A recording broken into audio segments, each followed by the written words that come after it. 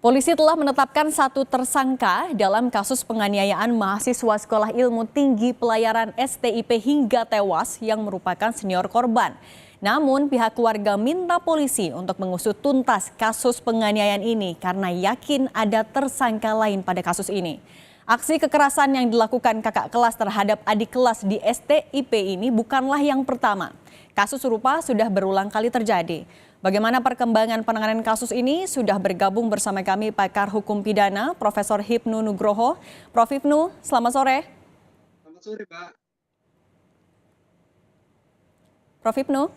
Ya, selamat sore. Oke, Prof. Hipnu, keluarga korban bilang nggak percaya kalau tersangkanya cuma ada satu. Kalau polisi kan tapi sudah menutup ya, sudah bilang tersangkanya satu, rekan-rekannya tidak terlibat. Tapi kalau Prof. Hipnu sendiri ngelihatnya, apakah yang dilakukan polisi sudah tepat atau masih ada catatan?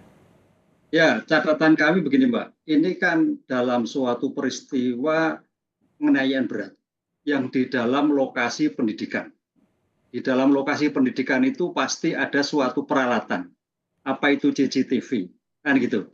Nah, CCTV itu paling tidak sebagai alat dokumentasi, sebagai bentuk alat bantu untuk memberikan suatu gambaran apakah sendiri atau tidak. Itu yang pertama. Kedua, kalau itu dugaannya hubungan senior junior, pasti diantaranya lebih dari satu. Tapi kalau itu hubungannya adalah motif dendam, mungkin bisa satu. Nah, disinilah saya kira harus dikembangkan dalam pola teknik pengungkapan perkara. Karena yang terjadi, kalau kita bicara teori pengungkapan perkara yang disebut encircling and witchcraft, yaitu pertama, apa yang terjadi? Oh, penganiayaan berat. Dengan apa yang terjadi? Alatnya apa? Siapa saja sebagai dugaan pelaku itu akan terlihat, Mbak. Oleh karena itu pengungkapan kasus ini kalau hanya satu tampaknya terlalu dini. Karena ini dalam lingkup sekolahan. Kalau dugaannya terhadap penganiayaan yang menyebabkan hubungan senior junior. Oleh karena itu perlu bukti-bukti bantu yang memperjelas dalam suatu peristiwa apakah itu teori ujuk-ujuk langsung ada suatu penganiayaan ataukah suatu ada perencanaan sebelumnya. Ini kan bisa dilihat gambaran. Dalam sekolahan, apalagi sekolah tinggi ilmu pelayaran, di sana itu alatnya saya kira cukup canggih. Dari pintu masuk, sampai kelas, sampai pada suatu tempat, itu akan didetek. Nah, inilah saya kira tugas Polri Jakarta Utara yang terkait dengan keinginan keluarga korban. Itu saya kira perlu diapresiasi.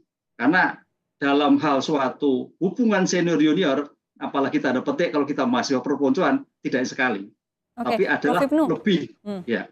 Oke, Prof. Hipnu, tapi kan juga diketahui si tersangka memang yang melakukan penganiayaan dia sendiri, tapi memang ada rekan-rekannya. Artinya masih terbuka untuk dikembangkan dan tersangkanya bisa bertambah ya di antara rekan-rekannya itu. Ya, di sini inilah pengungkapan.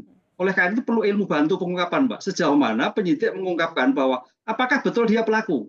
Sekarang kalau dia pelaku, apa hubungannya? Kesalahannya apa? Kan gitu. Kalau kesalahan apa, siapa saja yang melakukan kesalahan tersebut? Ini harus berkembang. Sehingga kalau itu kesalahan yang terjadi di banyak siswa, kemungkinan banyak juga pelaku yang akan terjadi. Nah, disinilah saya kira kita melihat subjek adalah taruna, objeknya adalah lingkungan pendidikan. Sehingga kalau satu dengan satu kayaknya terlalu dini. Gitu, Mbak. Oke. Prof. Hipnu, kalau pasal yang diterapkan kan ada pasal penganiayaan dan juga perampasan nyawa. Sudah tepatkah itu atau sebenarnya masih ada pasal yang bisa disangkakan lagi kepada tersangka? Ya, kalau kita lihat ini kan taruna sudah umur 19 tahun, saya kira sudah dewasa, sehingga masuk pada Undang-Undang KUHP. Kalau kita lihat dugaan sementara adalah sebagai bentuk penganiayaan berat, berarti adalah 353 ayat 3. Ancamannya 15 tahun. Ataupun pembunuhan. Nah, ini kita lihat, sejak awal motifnya itu dimasukkan dalam tuan itu memang akan dibunuh atau dianiaya. Tapi kayaknya kok akan dianiaya. Kalau dianiaya dengan berat, sekarang pertanyaannya, penganiayaan dengan apa? Caranya bagaimana? Alat apa yang dilakukan? Itu akan menentukan, Mbak. Kalau kita ancamannya 15 tahun, mudah-mudahan kalau dengan diketahui alatnya, caranya misalkan maaf sadis ya, itu bisa dimaksimalkan.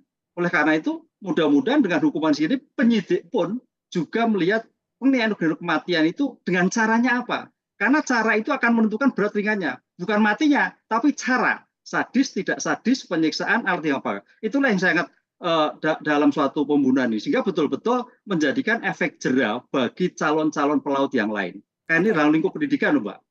Oke, Prof, ini kalau kita tarik kan juga terjadi di lingkungan kampus, di lingkungan pendidikan. Apakah bisa disambungkan, dihubungkan kepada misalnya longgarnya pengawasan dari pihak kampus? Lalu apa juga yang harus dilakukan sebenarnya? Nah, ini betul, Mbak. Saya kira kasus ini tidak hanya sampai di sini. Kita harus melihat dalam lingkup kampus tersebut kan ada pimpinan, ada direktur, ada rektor. Pertanyaannya, sejauh mana pertanggungjawaban pengasuh?